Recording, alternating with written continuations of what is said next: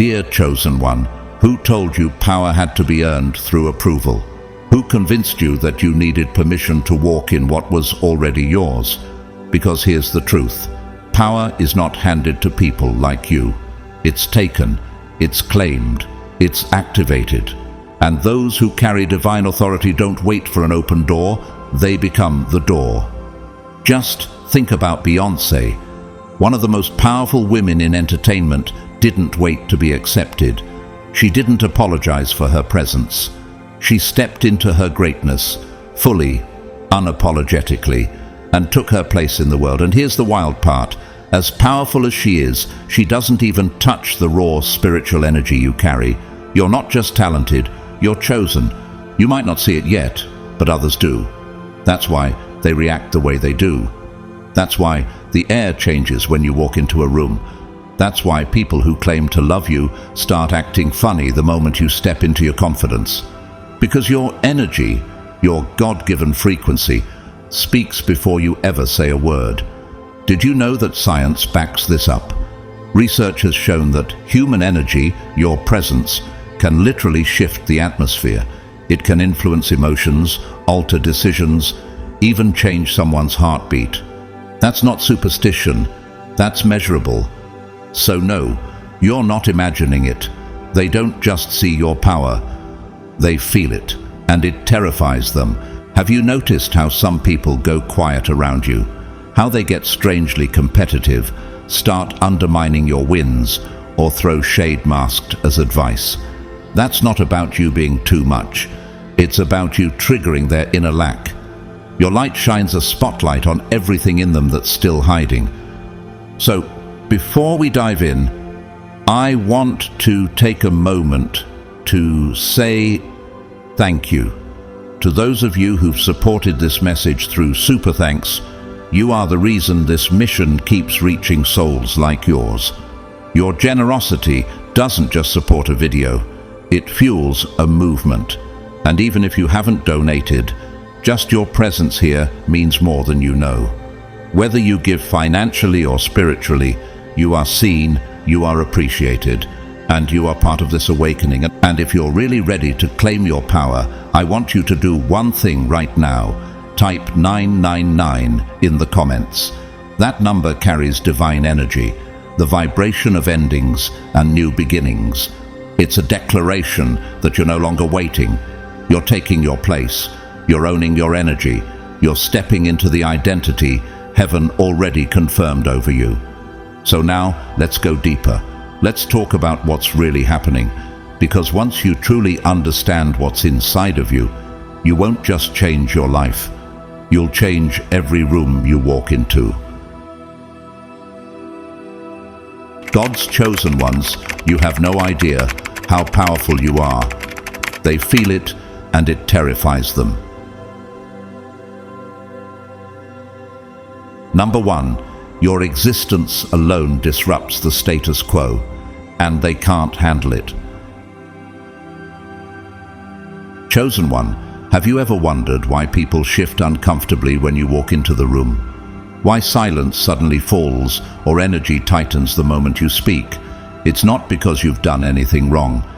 It's because your very presence dismantles the illusion they've worked so hard to maintain.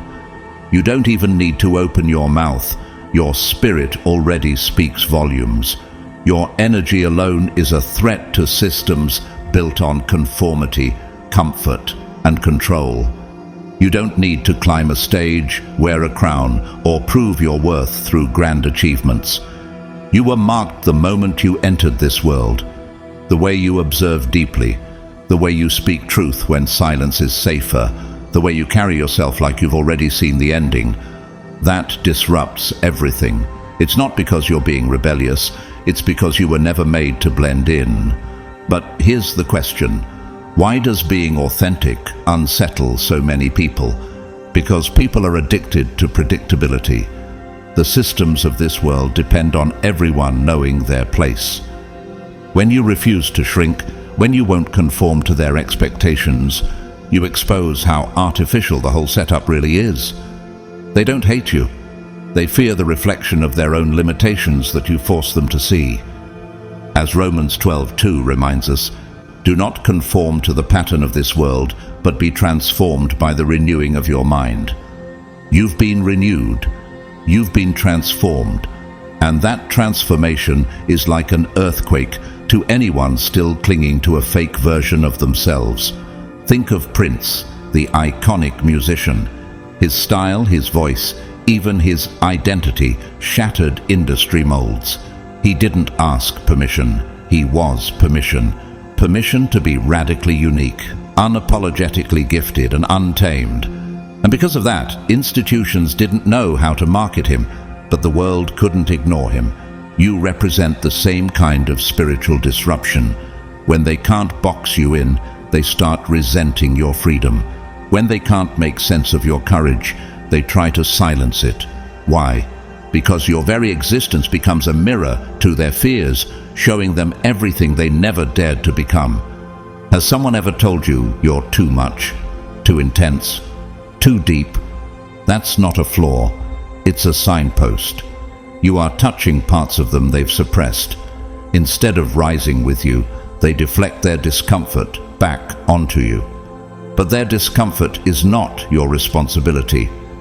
As 1 Peter 2:9 declares, but you are a chosen people, a royal priesthood, a holy nation, God's special possession.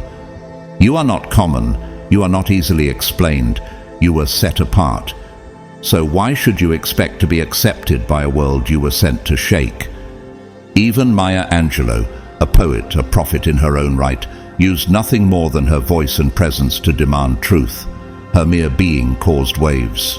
Why? Because light has always disturbed darkness. Not through force, but through existence. You don't need to retaliate, you don't need to defend your power. Standing tall in your truth is enough, because each step you take in your authenticity uproots a system that depends on your silence. Can you feel it now? The reason why they react so strongly to you, why they try to police your words, your emotions, your growth. Because you represent something that cannot be purchased, copied, or replicated.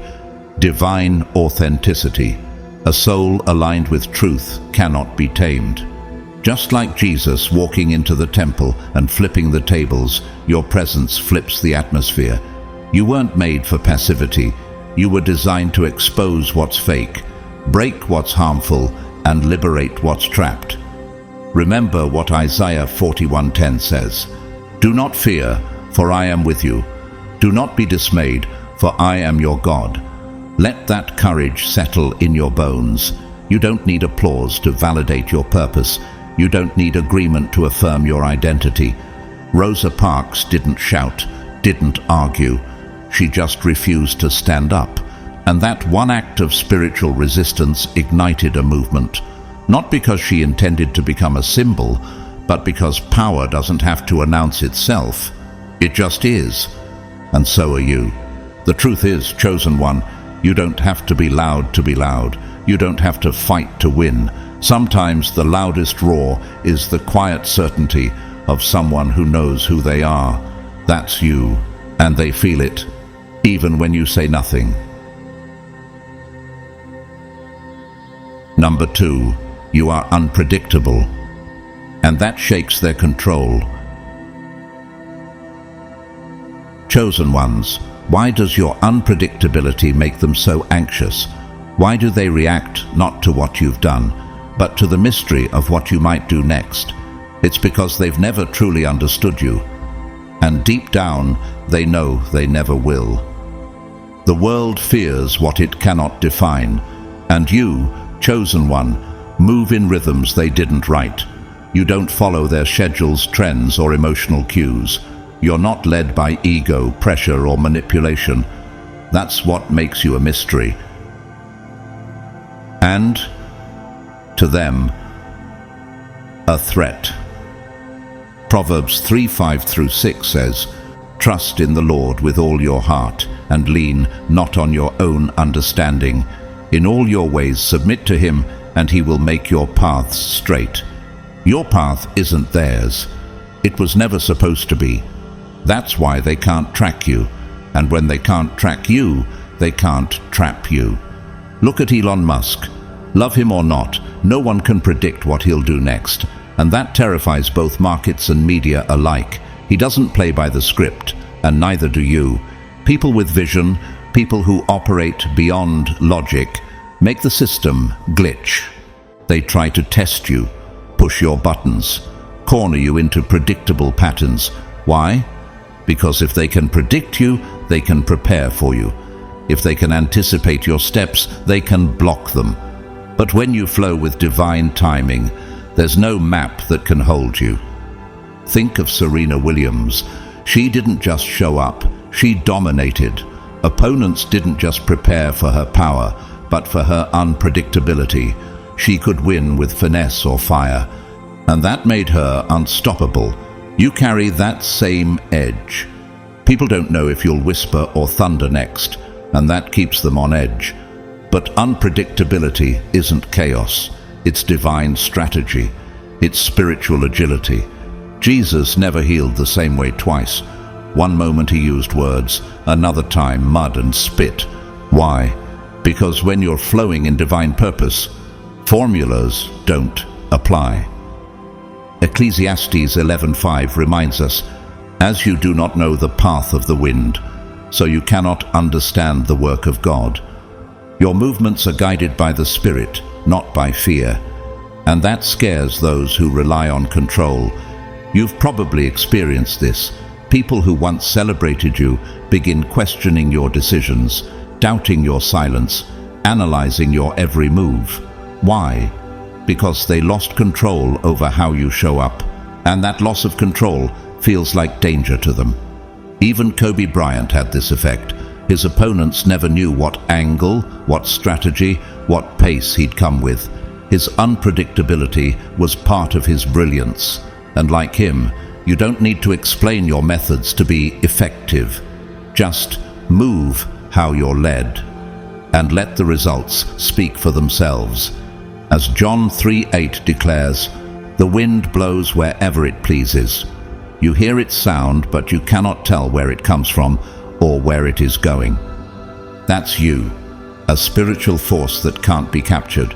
So the next time someone demands an explanation for your growth, your silence, your shift, remember this: you don't owe clarity to those who seek control. You owe obedience only to the one who chose you. Chosen one, your unpredictability is not a flaw, it's your advantage. It's not something to correct, it's something to embrace. Because the ones who move in mystery are the ones most aligned with heaven's movement. Number 3, you don't need permission to be great, and that threatens everything they depend on. Chosen one, have you ever paused to ask yourself, who told you you needed permission to rise? Who whispered that greatness only comes after approval? From a title, a platform, a system. The truth is, most people are still waiting to be noticed, waiting for a gatekeeper to open a door, waiting for validation before they dare to take their next step. But not you. You didn't wait, and that's exactly why they feel threatened. You didn't wait to be crowned before walking like royalty. You didn't wait for the applause before deciding your voice had value, and you surely didn't wait for consensus before stepping into your divine assignment. Let me remind you what Galatians 1:10 says. Am I now trying to win the approval of human beings or of God? If I was still trying to please people, I would not be a servant of Christ. You were not born to beg for recognition. You were sent to embody power. Think about Oprah Winfrey. She didn't fit the mold. A black woman from Mississippi told she wasn't good enough for television, but she refused to ask for permission to be powerful, and in doing so, she became one of the most influential voices of her generation. She didn't wait, she decided, and so must you. You are disrupting an invisible rulebook that says power must be earned their way through compromise and obedience. When you bypass that script and walk in purpose, they panic, because if you don't need their green light, you might just prove they never needed it either, and that's too much truth for them to handle. Have you noticed how they try to humble you when you rise confidently? Not because you're arrogant, but because they need to believe you're just like them, that you still doubt, that you still need their blessing. But God already gave you His. 2 Timothy 1:7 says, "For God has not given us a spirit of fear, but of power and of love and of a sound mind." Fear is not your language. Power is. And the more you speak that truth, the more their systems tremble. Remember Muhammad Ali? He declared himself the greatest before anyone else did. People laughed until they couldn't deny it. He didn't wait for others to crown him. He claimed it with conviction. And that kind of self-awareness is revolutionary. You've been taught to apologize for wanting more, for standing tall, for knowing who you are. But who benefits when you hesitate? Who gets ahead when you shrink? When you stop waiting and start moving, the rules change. And when the rules change, the power shifts. That's why they try to keep you quiet. Not because you're wrong, but because you're right too early. Romans 8:31 declares, "If God is for us, who can be against us?" You don't need their applause to be anointed. You don't need their permission to be dangerous to darkness. Taylor Swift, criticized, underestimated, rebranded countless times, stopped asking what people thought she should be, and started defining herself on her own terms. And the moment she did, the industry had no choice but to shift. You are not waiting for a seat at the table. You are becoming the table. And anyone who can't handle that isn't meant to sit with you. So, chosen one, stop hesitating. Stop second-guessing. You were not made to be polite in the face of destiny. You were born to walk boldly into it. And those who get uncomfortable with your growth, that's their lesson, not your limit.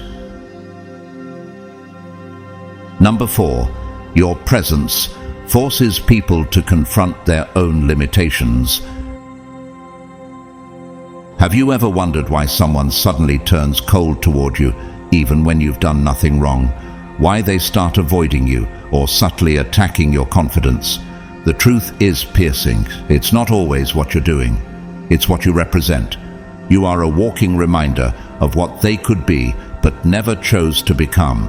You shine a light on their potential, and that light exposes all the places they dimmed themselves to stay safe.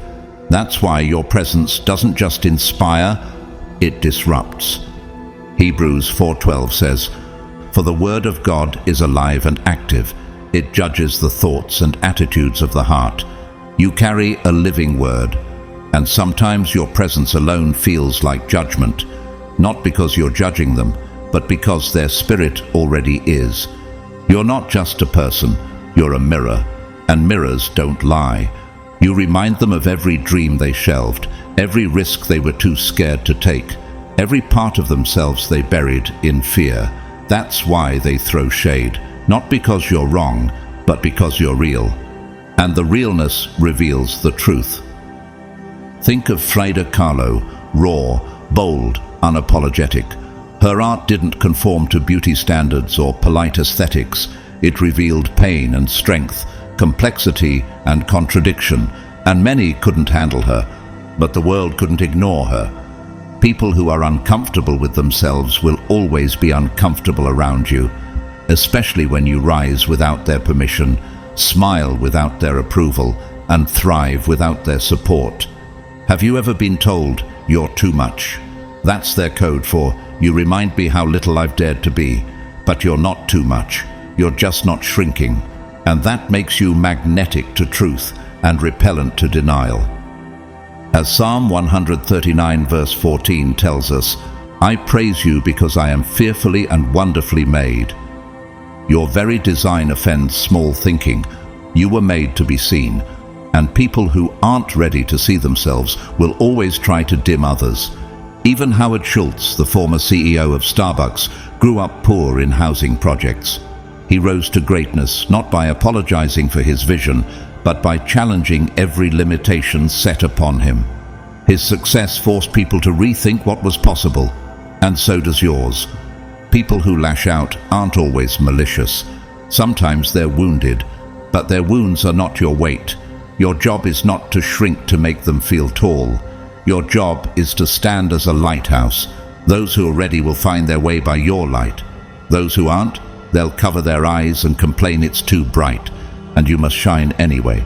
Isaiah 60:1 says, "Arise, shine, for your light has come, and the glory of the Lord rises upon you." Chosen one, your light doesn't just illuminate, it activates, it triggers, it reveals. And that's why it's powerful. LeBron James has carried this weight his entire life. Called the Chosen One as a teenager, people projected their fears and hopes onto him. Many wanted him to fail, not because of who he was, but because of what he represented. Excellence without apology. You carry that same calling, and with it comes a responsibility to keep rising even when your rise makes others uncomfortable. You are not responsible for their fear. You are not accountable for their comfort. You are only responsible for honoring the light inside of you and letting it shine with everything you've got. Let them deal with their shadows. You were made for the light. Number 5. The moment they talk about you, you've already won. Chosen one, have you ever noticed how your name finds its way into rooms you've never walked into? Why people who barely know you speak about you like they've studied your every move? That's not coincidence. That's confirmation. You've already won the moment they start talking about you. Why? Because people don't waste breath on what doesn't threaten them. They don't spend energy dissecting what doesn't disturb them. If they're discussing you, it's because they feel your presence, even in your absence. And isn't it interesting? The ones who can't stand your light always seem to be watching for your next move. Why? Because your elevation exposes their stagnation. John 15:18 reminds us, "If the world hates you, keep in mind that it hated me first." They talked about Jesus. They whispered, schemed, twisted his words, and yet none of it could stop his assignment. Why do you think it will stop yours? Just ask Beyoncé, one of the most talked about and dissected artists of our time. People criticize her for everything from her performance to her silence. But what they don't realize is this: the more they talk, the more powerful her brand becomes.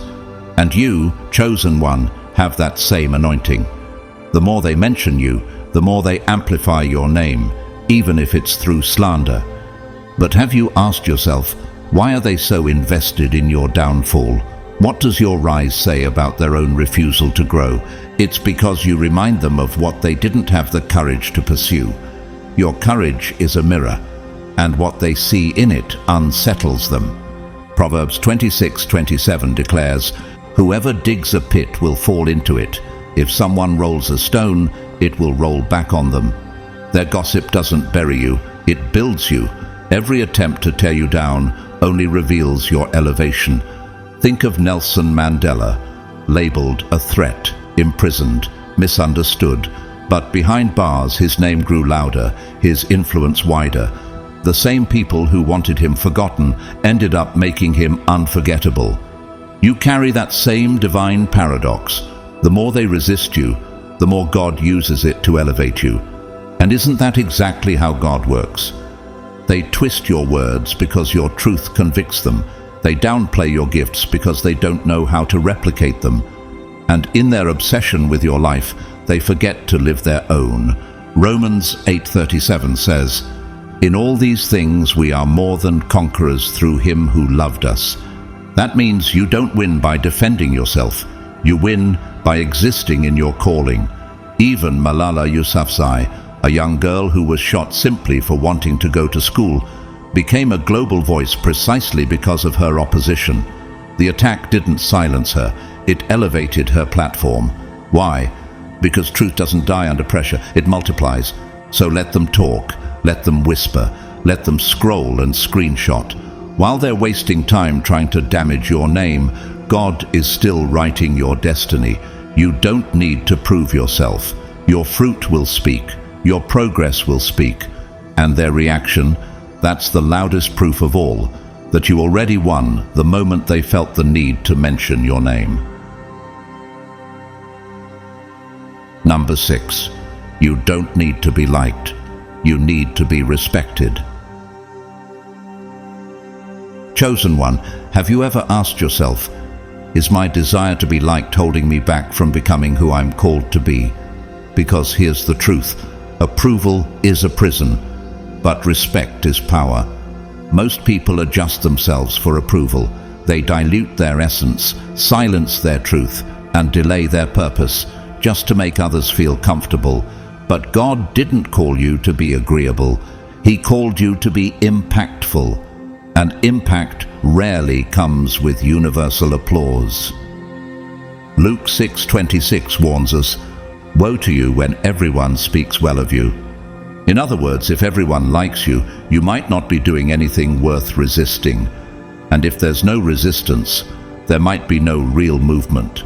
You weren't created to blend in. You were born to stand out. Respect doesn't come from being liked.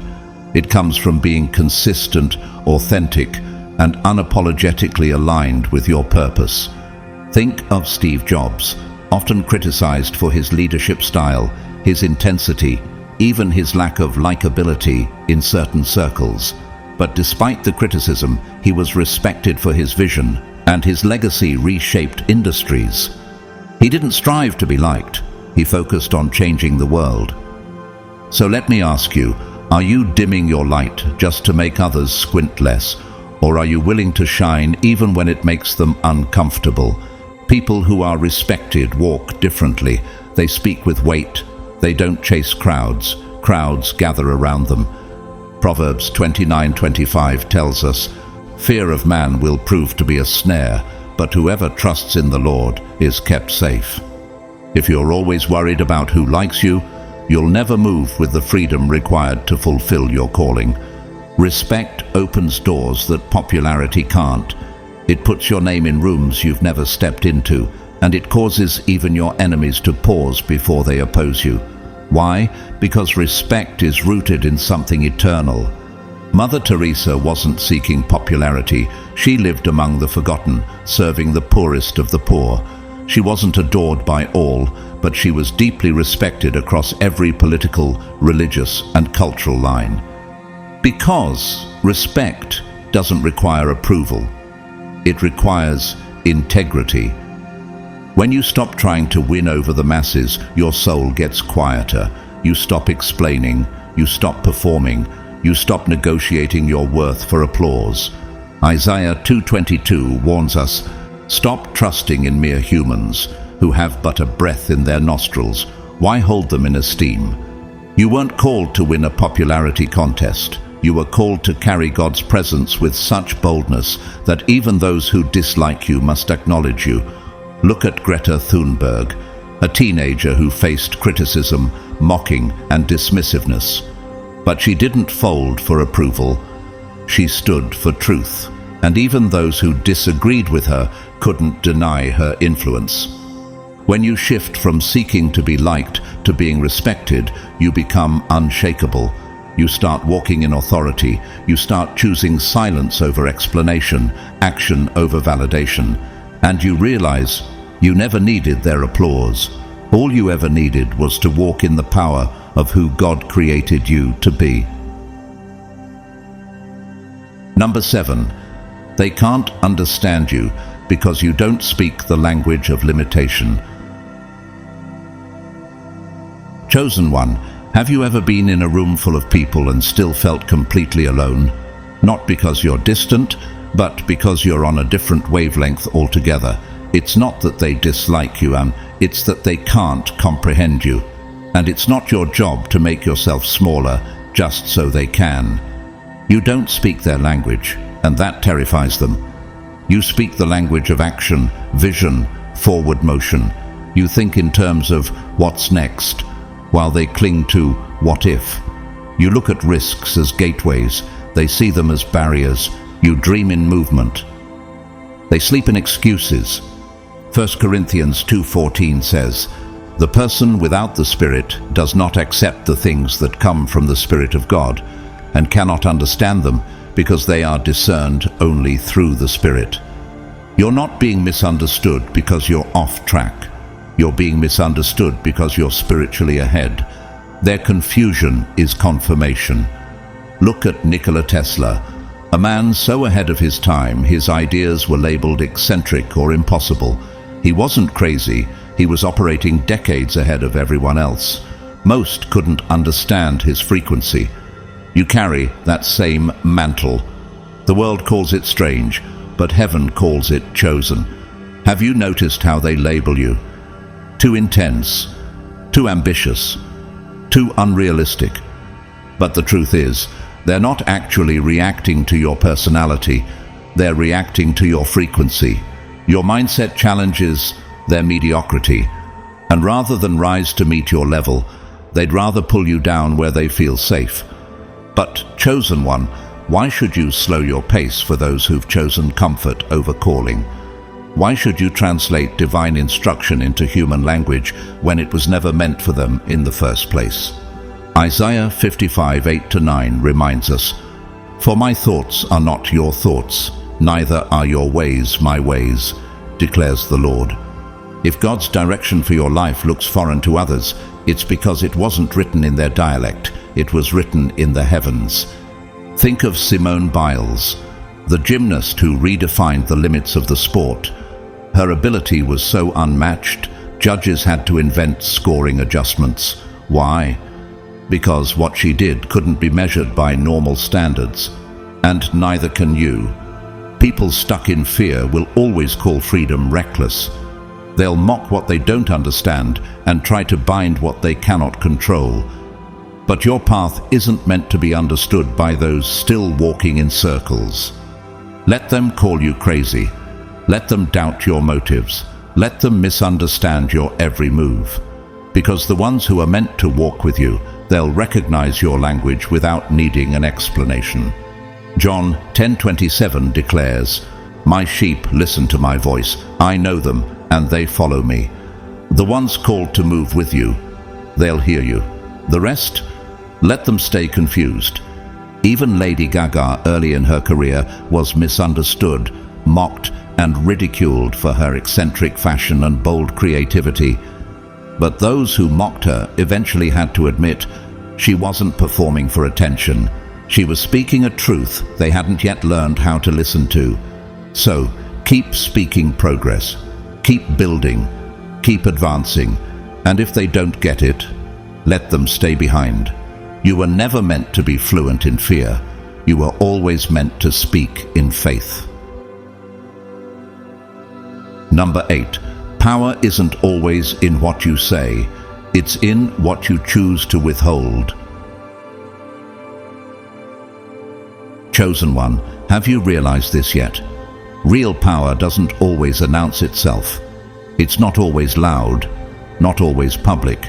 In fact, some of the greatest demonstrations of authority come through silence, through what you choose not to say. In a world addicted to over-explaining, oversharing, and proving itself constantly, your restraint speaks louder than any rebuttal ever could. Ecclesiastes 3:7 reminds us, "A time to be silent and a time to speak." And the most powerful people know exactly when to do each.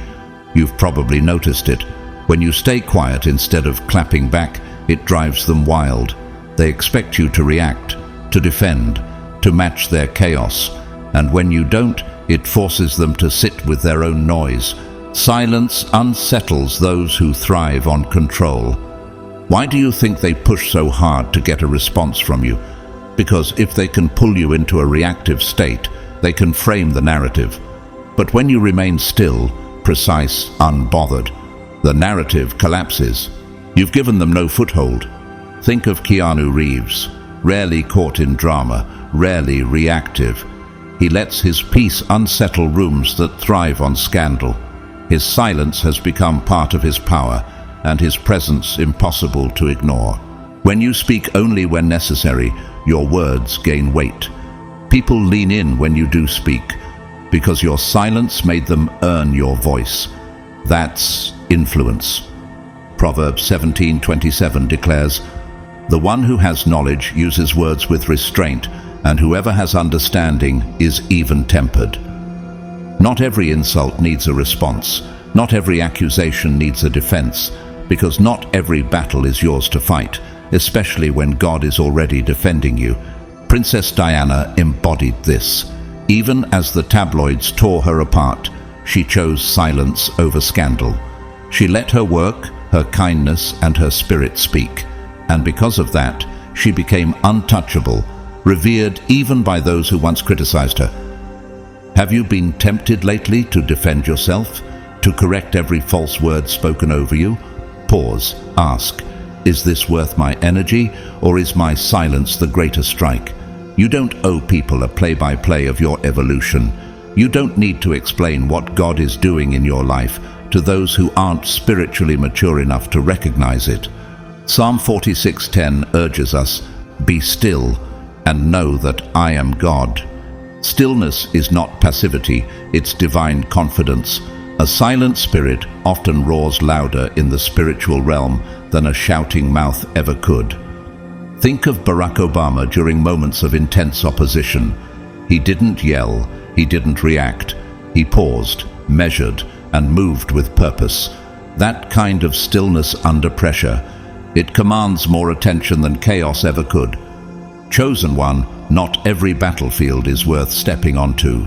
Sometimes the greatest power move is the one no one sees, the one where you let your results, not your rebuttals, do the speaking.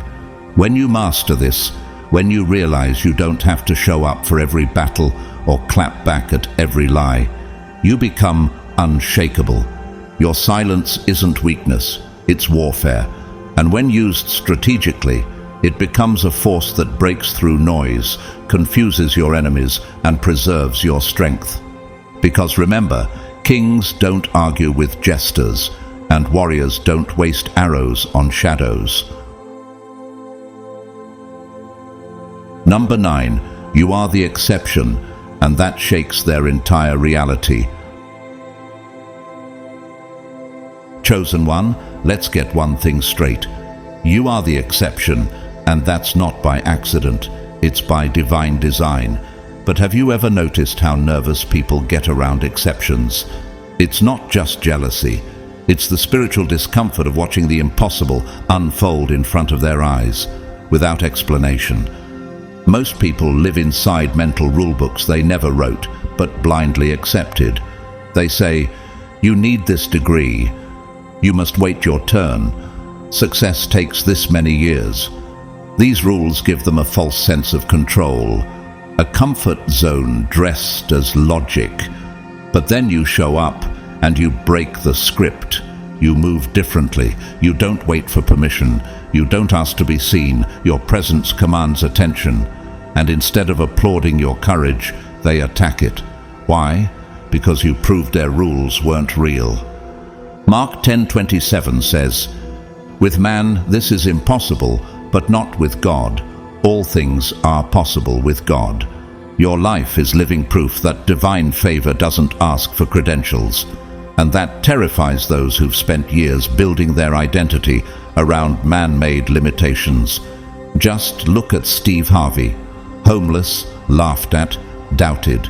No formal pedigree, just a relentless belief in purpose.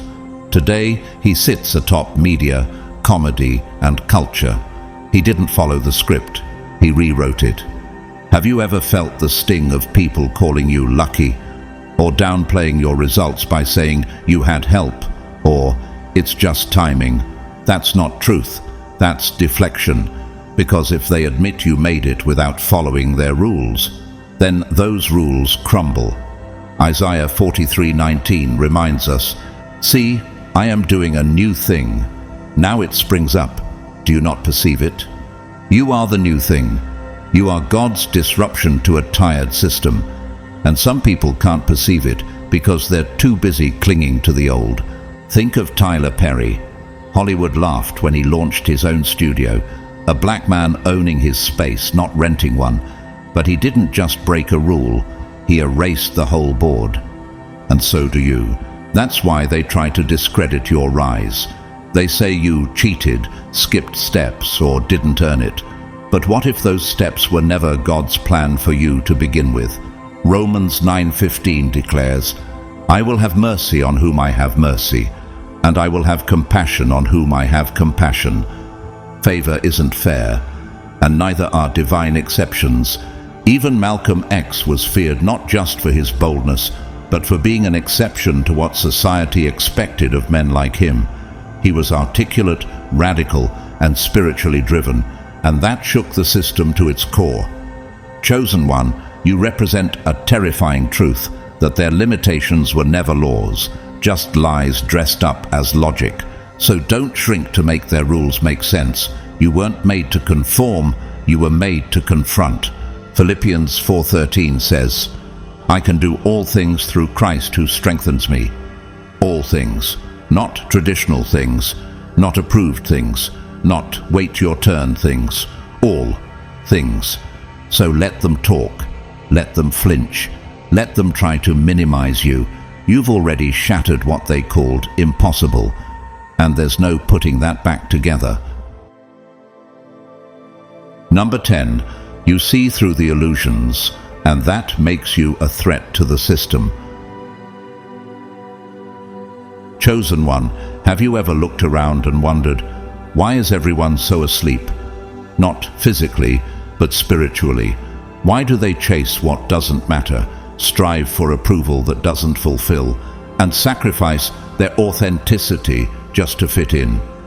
The answer is sobering. They're trapped in a system of illusions, and the moment you saw through it, you became a threat. Most people live in cycles built by deception. They've been told happiness comes from validation, power from position, and peace from performance. But you stopped buying the lie. You unplugged, you woke up, and now you're dangerous. Not to individuals, but to the system itself. Ephesians 5:11 warns us, "Have nothing to do with the fruitless deeds of darkness, but rather expose them." Your clarity exposes deception. Your presence reveals what the system works hard to conceal. Rosa Parks didn't shout, didn't fight. She simply refused. That quiet refusal unraveled generations of oppressive illusions. Her awareness made her powerful. Yours does the same. But let me ask you, why do you think they attack your clarity? Why do they try to confuse, mock, or isolate you? Because clarity breaks control. If you don't need their approval, they lose leverage. If you don't chase their rewards, they lose bait. If you don't believe their lies, they lose the system. John 8:32 says, "Then you will know the truth, and the truth will set you free." You've been set free, and that freedom makes you unstoppable. Think of Elon Musk. Regardless of your opinion on him, he questions every structure, cars, banking, space travel, communication. He thinks differently, and that threatens entire industries. You too carry the power to see through the fog, and they know it. They want you running in circles, asking for permission, earning stamps of approval that mean nothing in the kingdom of God. But you've realized, true power is not given, it's activated. Galatians 5:1 declares, "It is for freedom that Christ has set us free. Stand firm then, and do not let yourselves be burdened again by a yoke of slavery." Mental slavery, emotional slavery, approval, addiction. You've been delivered from all of it, and your freedom agitates those still living in chains. Consider Greta Thunberg, a teenager who exposed the illusion of adult competence. With just her voice and truth, she disturbed global leaders. That's the power of a soul who sees beyond the veil. And here's what scares them most. Once you fully embrace your vision, others will follow. Once people see you walking in freedom, they'll begin to question what they've been enslaved to. And when enough people stop playing, the whole game falls apart. Matthew 13:16 says, "But blessed are your eyes because they see, and your ears because they hear." You see, you hear, and you refuse to sleepwalk through this life. So keep walking in your awareness. Keep calling out the lie. Keep refusing to be controlled by distractions that mean nothing. You're not a threat because you're rebellious. You're a threat because you're awake. And in a world designed to keep you numb, awareness is revolution. Number 11. The more you level up, the lonelier it gets. And that's exactly how it's meant to be. Chosen one, let's be honest. This path you're walking, it's not for the faint of heart. You've probably felt it in your bones. The higher you rise, the fewer people can breathe at your altitude. And at first, that loneliness stings. But what if I told you it's not a flaw in the system? It's the divine design. Why does it feel like the people who once supported you now seem distant? Why do conversations that once felt effortless now feel like obligation? It's not arrogance, it's alignment. When you elevate spiritually, emotionally, even mentally, not everyone is meant to come with you. You were called to the mountain, and not everyone has the lungs for the climb. Psalm 61:2 says, "Lead me to the rock that is higher than I."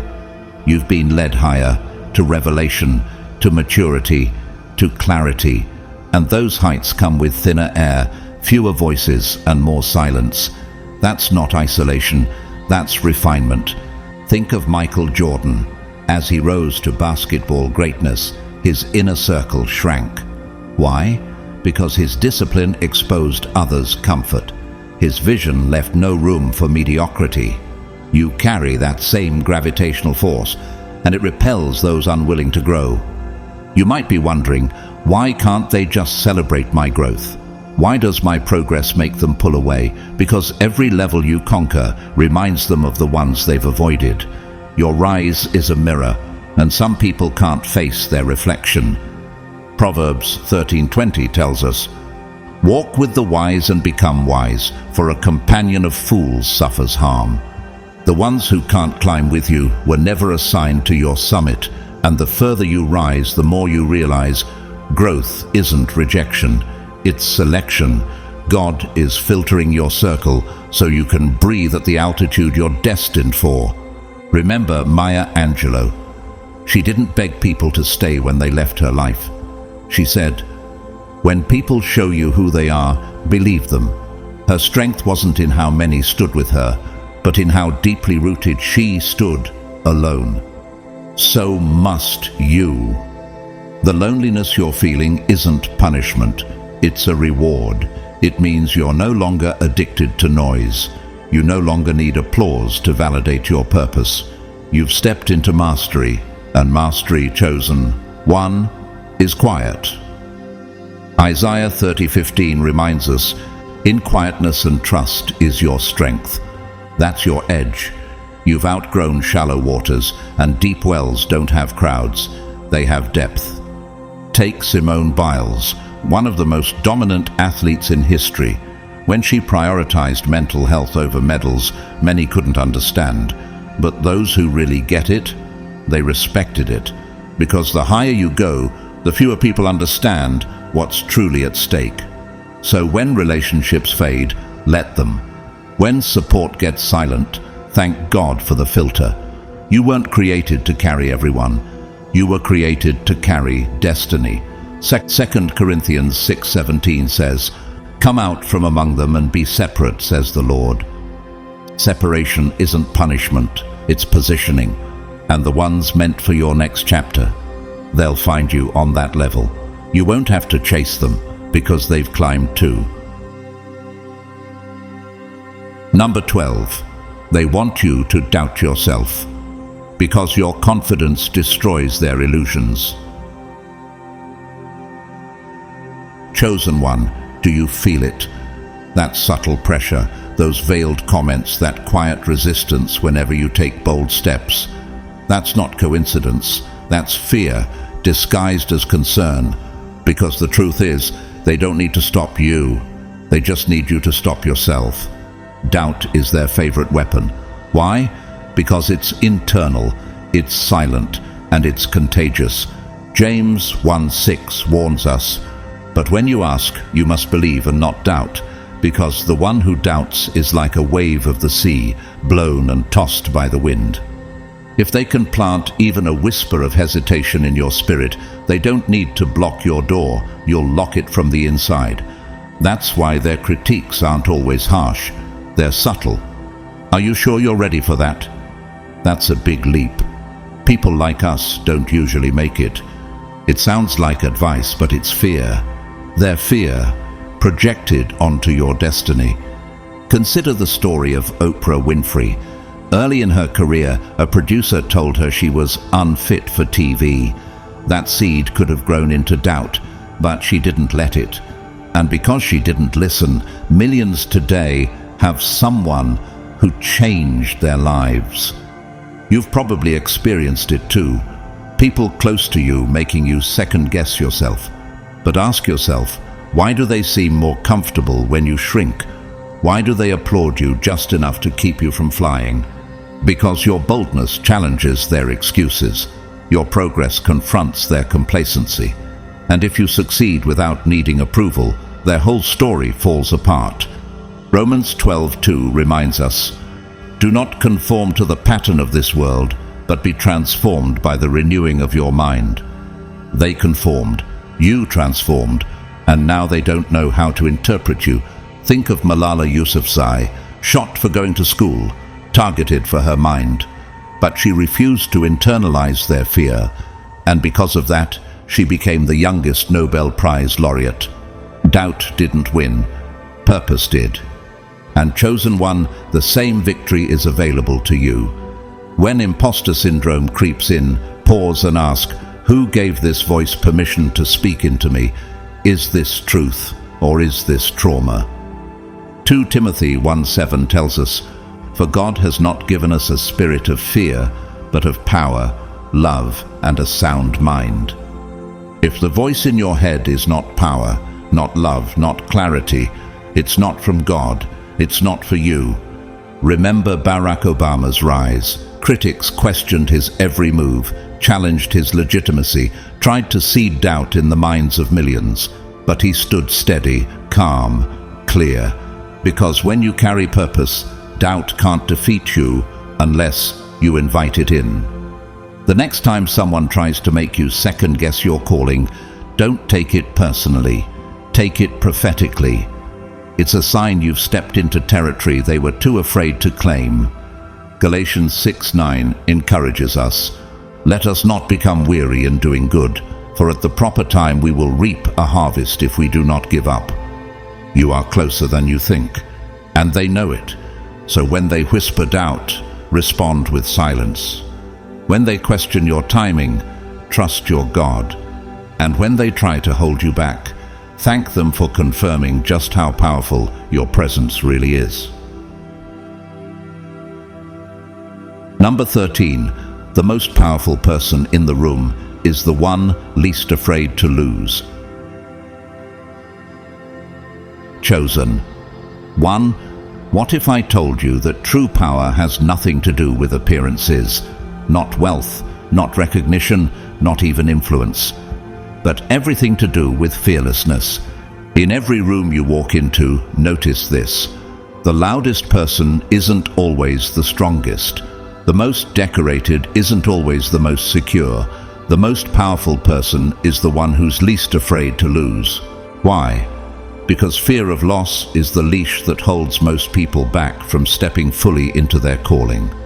Luke 9:24 says, "For whoever wants to save their life will lose it, but whoever loses their life for me will save it." This is kingdom power, freedom from the fear of loss.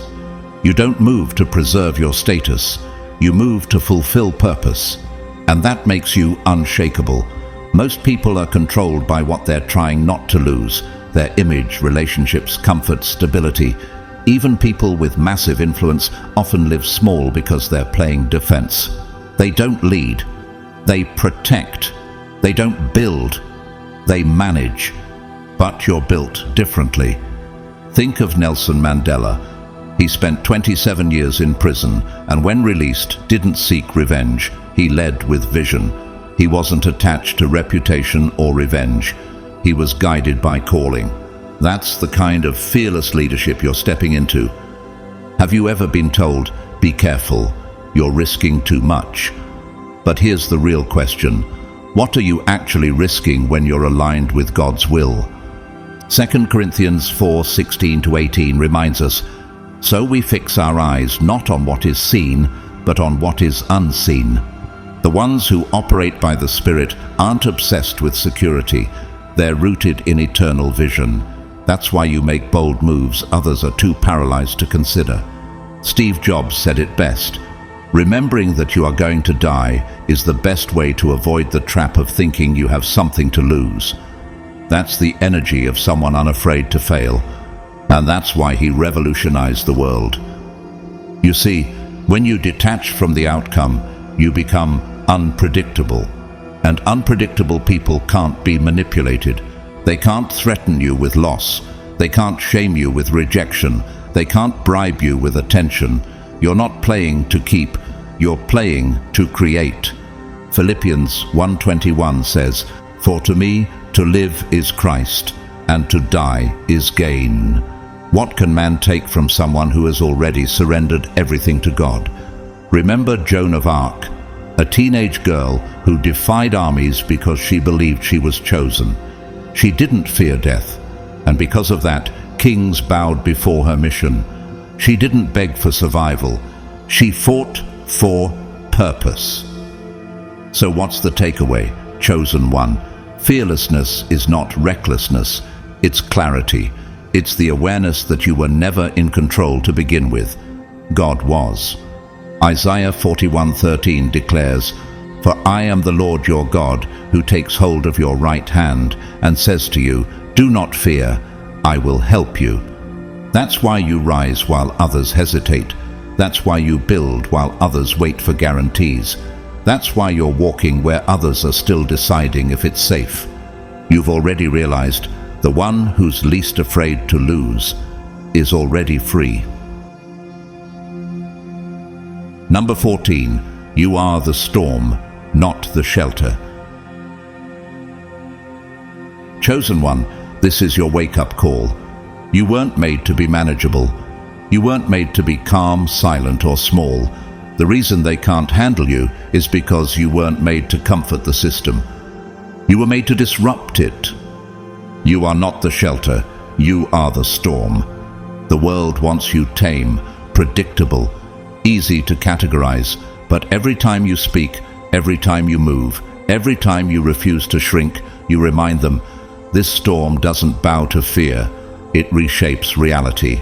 Jeremiah 1:10 says, "See, today I appoint you over nations and kingdoms to uproot and tear down, to destroy and overthrow, to build and to plant."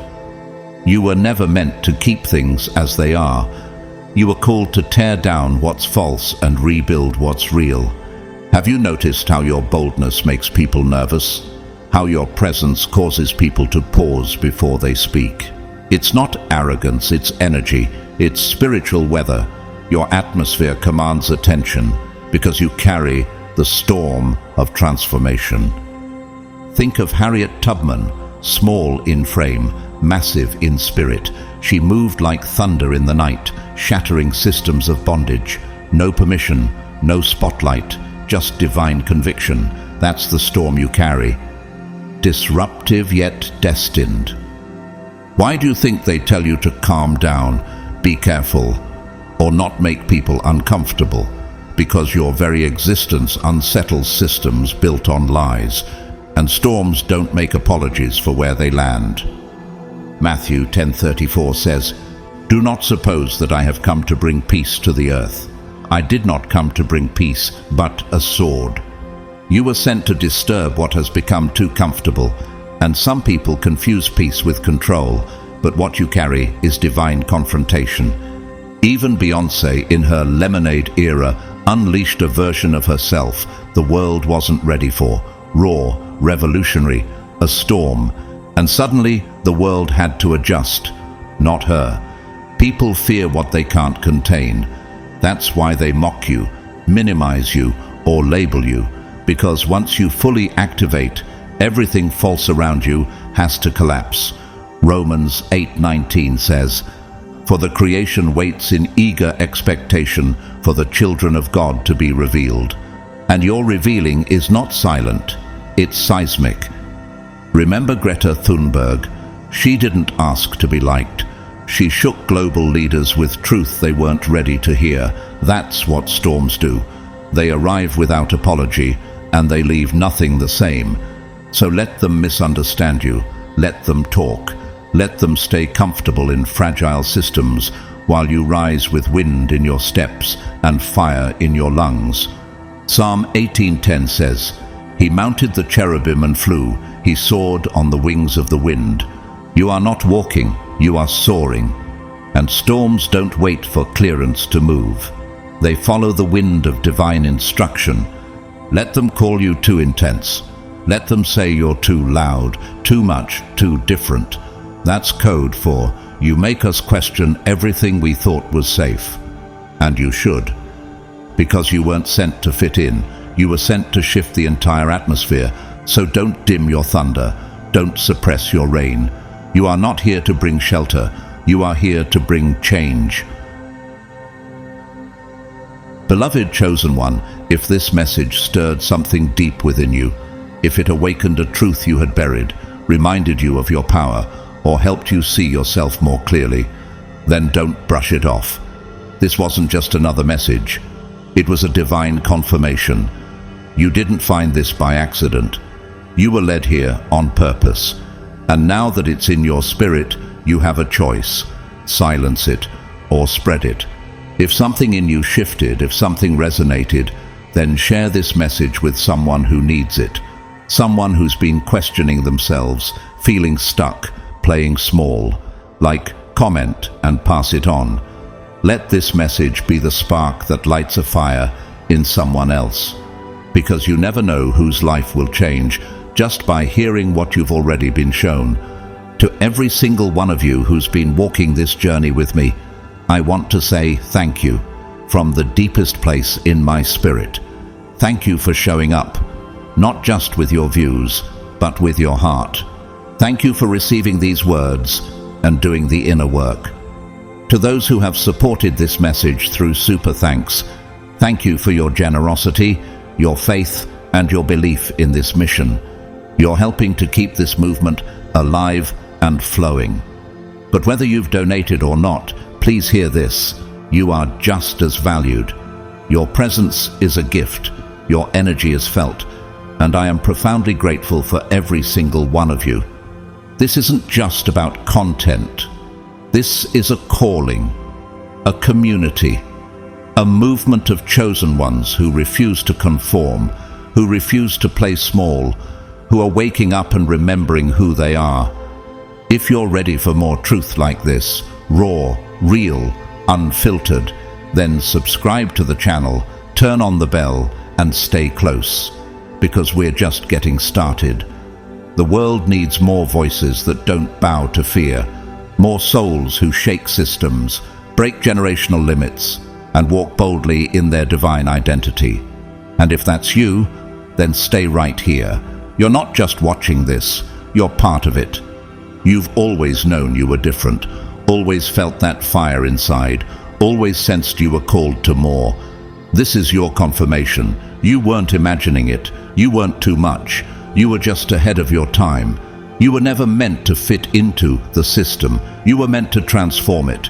And now that you've seen the truth, you can't unsee it. Don't let them tame you. Don't let fear shrink you. You don't need to explain yourself to those committed to misunderstanding you. You don't need to ask permission to rise. Let them talk. Let them doubt. Let them distance themselves if they must. But you keep moving, because the ones meant to walk with you will meet you at your level. So to every chosen one reading this, I bless you. May your steps be divinely ordered. May your name be whispered in rooms your feet haven't touched yet. May your enemies be confused and your allies multiplied. May your vision sharpen, your confidence deepen, and your faith become unshakable. May you speak with clarity, move with purpose, and never again question who you are. You are chosen, you are covered, you are rising, and nothing, no weapon, no lie, no fear can stop what God has already ordained. Thank you for being here. Thank you for walking this path with me. Whether you give through super thanks or simply give your attention, it means more than I can say. Just know this: your support of any kind is sacred, and your presence in this space is divine. We are rising together. Stay rooted, stay bold, stay exactly who God made you to be, because the moment you stop seeking their approval and start walking in your full truth, you become absolutely unstoppable.